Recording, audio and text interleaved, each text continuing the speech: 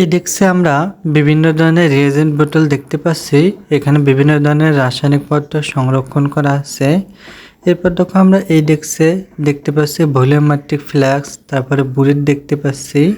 এবারে সামনে দেখো পানির একটা ট্যাব আছে। তারপরে দেখো বিভিন্ন ধরনের রিয়েজেন্ট বোতলটা আছে এখানে রাখা ডেস্কের ভিতরে। এখানে দেখো আমরা ফানেল দেখতে পাচ্ছি, এখানে বিকার দেখতে পাচ্ছি।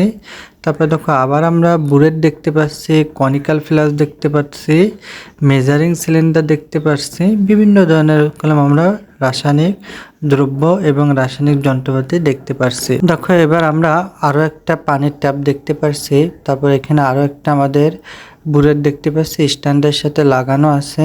এরপর দেখো আমরা এখানে মেজারিং সিলিন্ডার দেখতে পাচ্ছি। মেজারিং সিলিন্ডারে আমরা পরিমাপ করে থাকি কতটুকু পরিমাণ আমরা রাসায়নিক দ্রব্য নিব। তারপর দেখো এখানে কিন্তু আমরা বোতলে দেখতে পাচ্ছি বিভিন্ন ধরনের রাসায়নিক পদার্থ আছে। এখানে কনিক্যাল ফ্লাস্কেও বিভিন্ন ধরনের রাসায়নিক পদার্থ আমাদের প্রস্তুত করা আছে।